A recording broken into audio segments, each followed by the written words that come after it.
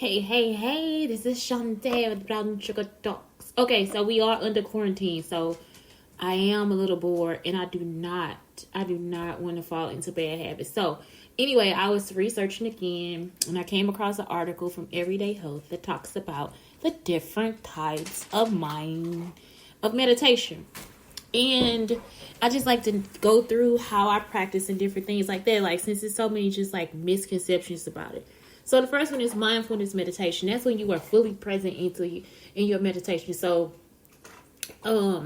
it's not really for like a hectic situation or whatever. Like, it's more like you just sit back and kind of sit in the car and get your thoughts together, because you can do it pretty much anywhere. And sometimes it can last for up to 2 to 4 hours. Please take this from an individual that actually did it. I usually did this when I was like in the car after, like, on a Friday night when I pick up my son. We go get something to eat. He eats it in the car and then he falls asleep.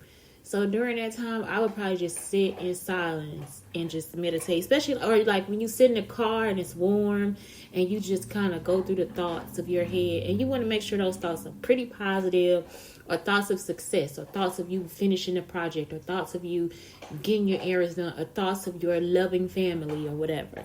I just talked to a guy too.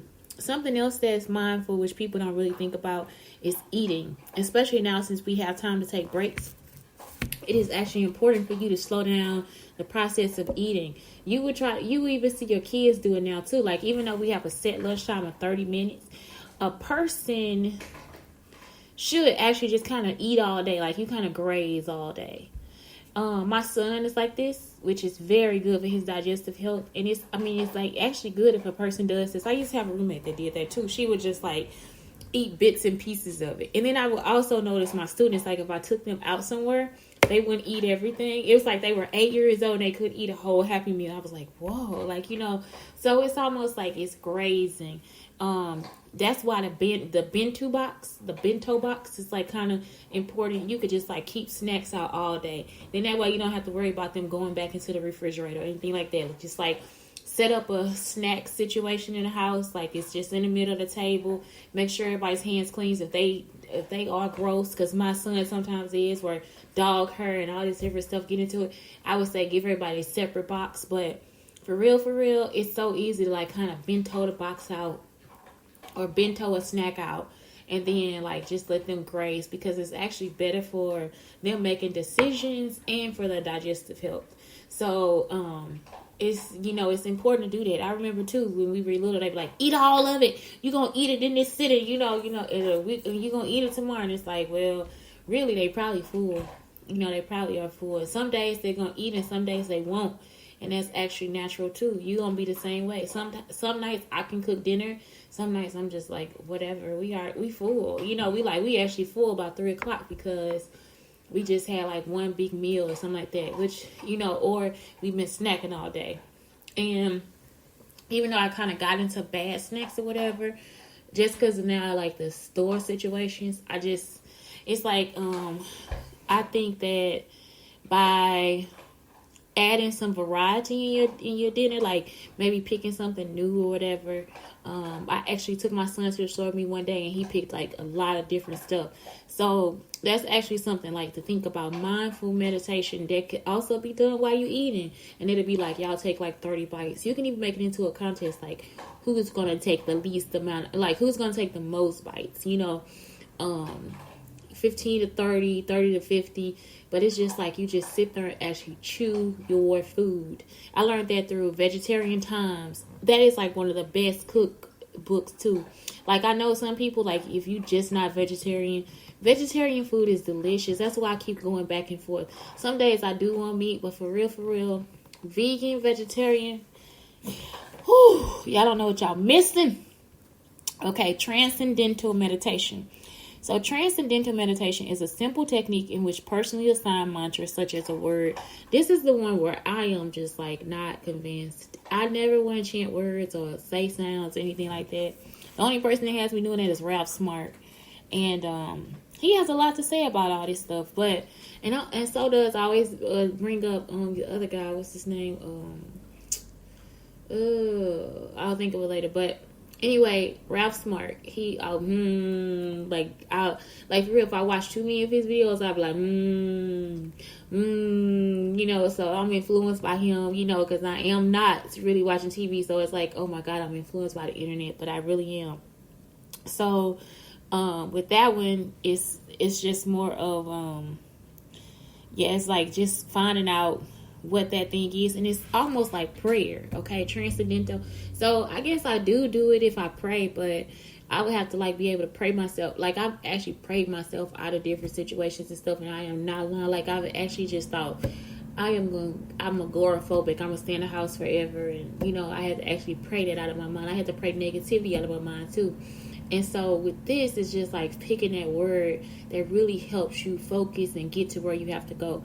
Like it is very important too, especially like if you're in a negative climate.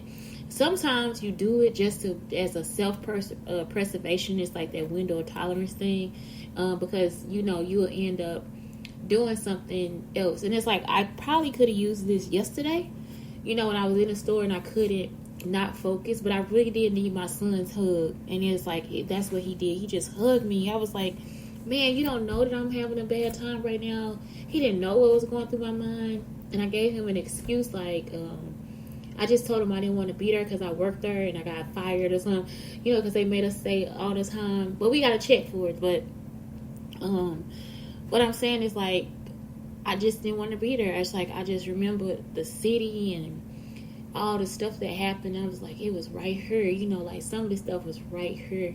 Some of these people's thoughts was right here. Like, what is her? Like, I'm thinking, is it a spirit or something, you know? So anyway, I just like, it's like, I think that's something I probably need to kind of work on, is that transcendental. But it's more like a prayer, because if you think about it, that's what a prayer does. It just like moves you into the next thing. Guided meditation. I used to do this with my students. Like I would just read a story and have them imagine what was going on. And some of these you will like, because sometimes you have like really good memories, like the rain falling down and the way it sounds and the way it smells and the sky and all this different stuff. And I would even take this back to like Indian, and I'm talking about American Indian situations, because American Indians are, you know, like it's almost like I believe that they used to visualize what was going to happen, and then that's how they would make different things happen, for whatever reason. You know, like, I don't know, it's like, I now believe in spirits, like, I actually do. How those spirits move and what they do, I do not know, but I actually do. I actually believe that people can carry some spirits, and I do believe that some people carry, like, different other things or whatever, but anyway, like the guided meditation is just like giving you a visual, or giving you something to hear while you go along, or somebody's telling you a story as it goes along. It's actually quite fun, like if it's done right. In Buddha yoga, they used to use a drum, and she would like hum and make sounds. And again, it sounded like it was like Indian or whatever, like pop tar or something like that. But it was really inspirational. So Vipassana meditation is an ancient Indian form of meditation that means to see things as they really are. What? Okay, so again, I'm talking about believing in spirits, but this right here, this is something I really, really love. Oh my God, and I talk about it a lot, like where you actually focus on your body parts and like what they feel like. It was this lady, she was at a meditation place with me, and she said she could feel it. She could feel something in her, something like her arm when she touched her fingers, or you know, like different things like that. It's like that part of like connecting your body and how it's different. And I believe this is how doctors came about too, because sometimes it's like I really feel connected to my ailments and stuff. I'm like, oh, what can I do for that? Like, what's my stretch? What's the pose? What's the exercise can I do for this? You know, not to say that it'll end like you're gonna be perfect, but I'm just saying, like, you will end up with a better sense of your body and what you have to do to improve it, or, you know, or what you're satisfied with or whatever.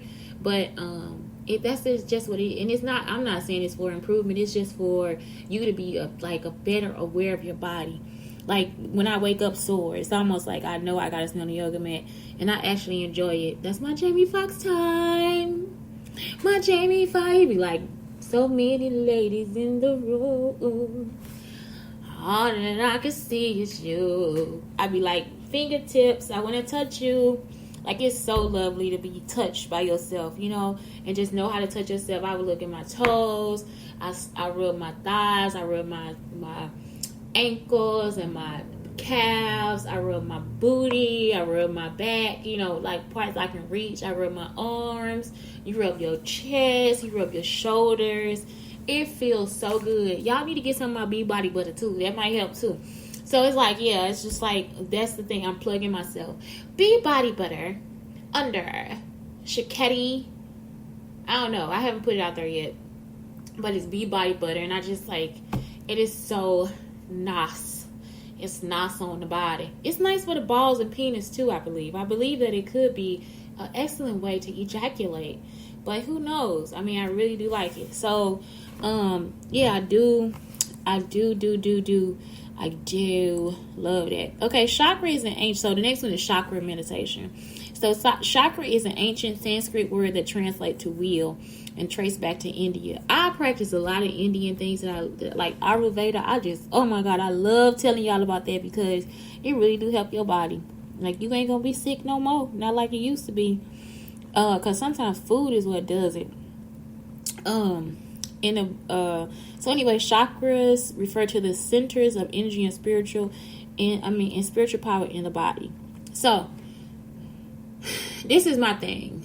I feel like this helps you too, because like, say for instance, you have an ailment where you don't feel so happy about yourself, or you know, you've had a bad sexual experience, or you had, you know, like somebody broke your heart. You don't feel, you were so angry that you couldn't forgive. Like, these are things like, so you would probably look at a root chakra for the anger, because then it's like, okay, how do I heal this chakra?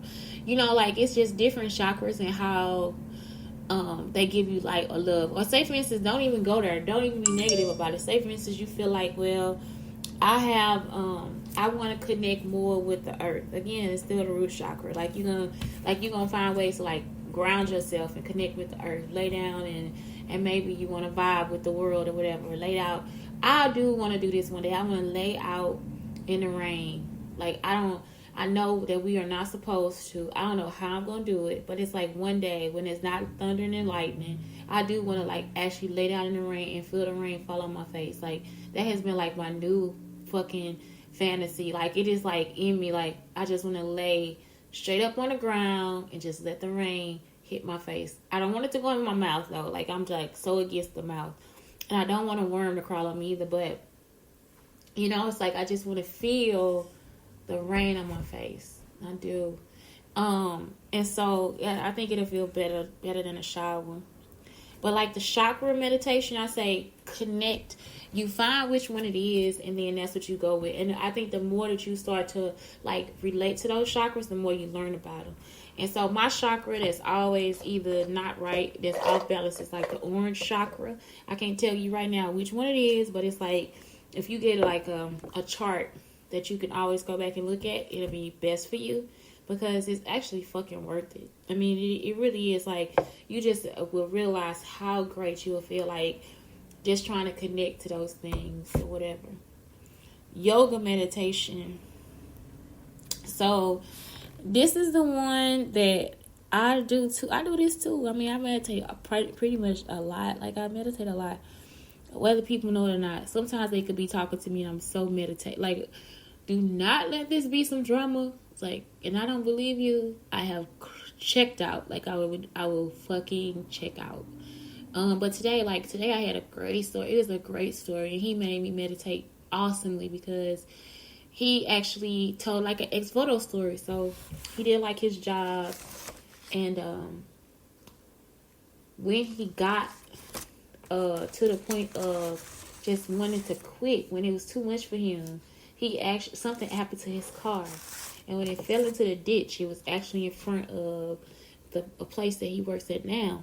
So, once he got the job, he said he just been happy ever since because he's not in a situation, and this is my situation too. I don't want to be in a situation where I have to hurt people in order for me to make money. Like, I don't feel like that should be a possibility in life. Like, I don't feel like I have to actually go and be like, okay, you need to be hurt, you know, I feel like some things are lessons. Like, like even with my son, I can't give him everything. And to say no to him, he is like so pissed off about it. But he get over it. But, and I think that just gets better as you get older. Sometimes you don't want people, especially girls, you don't want them really to kind of accept no, because sometimes that's why they said it's because there is a no. If you have a gay child, don't let them accept no, because sometimes it's because of their sexuality. I'm not going to lie to you that people say no. You can think that that's not what it is, but sometimes it is. So just because of the world we face, sometimes no, it's like, okay, wait a minute. Let me give you examples. So let's say you really believe in something and it's really the right thing to do, and everybody else is saying no, no, no. You don't take no for an answer. Most girls will take the no and be like, okay, well, fuck, I'll never be able to do this with my life. I fucking hate people. They don't believe in me, and you'll have so many sad stories to tell. Fuck that. Find another way. Find another way. It might take you a few years. It might take you a few tries. Find another fucking way. Fuck them. So it's like you just have to find all these different ways in order for you to be able to get what you have to get. Now, for men, sex, boys, I don't care. Like, it's sometimes you just have to say no. If the girl is under 18 and you are 23, even 19, say no. Because you don't know how people's parents are, how sick they are. So you have to actually really think about that. And a girl could actually be a really nice person. Fuck that. No. It's sometimes you just have to say no. And so you also have to learn how to take no. If they say no because they don't believe in you, you look at them dead in their eyes and say, okay, and you walk the fuck away and go find another way to do it. It's just like, just take it as it is. Take how I come. And so I just really, so yoga, meditation, that's just how it is for me. Like, it's like, I don't even know how I got into no parts, but anyway, yoga, meditation is just actually one of the best, like, things that I do. Like, I just practice it sometimes, most of the time, but lately not so much, just because I'm getting, like, sort of in my own, like, fucked up state or whatever, because I'm sad. I'm actually sad. I probably have SADD. It's seasonal something depression, but they give me D2 for it. I guess they trying this out in Illinois, maybe Missouri too, but I do not like to not be in the sunshine. I'm a celiophile. But yeah, that's what I'm saying. It's like, I just really like I just like the feeling of calmness of the meditations that we do, that I do. I try to get my son to meditate. He probably would meditate more for another person than he will for me, but he does practice yoga, just in positions of laying down and sleeping and different things like that. And my favorite thing to say here is, don't forget the other side. Don't forget the other side. Don't forget the other leg. So that's the thing. And I don't know, I feel like, especially now, you guys could, like, start to meditate as a family, and there's so many different ways to meditate. So many different ways to connect to your body and to the people around you and different things like that, so that y'all have something better to offer each other. Just something better to offer each other. I think that that's important. Especially mothers, man, we don't even know how connected we are to our kids. Like, I did not know. So some days I would be super tired, but my kid is like on 10. Guess what? When he goes to sleep, then all of a sudden I have energy because of our energy exchange. Man, y'all need to be really cognizant of that, because we are actually connected to these little kids. My son is like 10 now, so it still happens sometimes. Like, sometimes when he's just like super tired and he is like, Mom, you didn't do this. Mom, you didn't do that. And then it's like, as soon as he get a chance, if he get any movement in his life, it's almost like I still want him to have a swing. If we could just have a swing in the house. I think we need to continue these swings until they like forever. Like, everybody need to have a swing in their house, or maybe a hammock, But Mother, why did you do that? Mama, why did you, it's like, oh my God. And I am exhausted. You know what happens when he goes to sleep? I can clean up the whole house. dance, sing, spin around, talk to, it's just like so crazy. All the stuff that I could do when this kid actually gets sleep. But don't let him get some sleep. It's over for me. My whole body, I am drained because he is actually trying to stay up, So, y'all really have to realize the connection that you have with your children as well.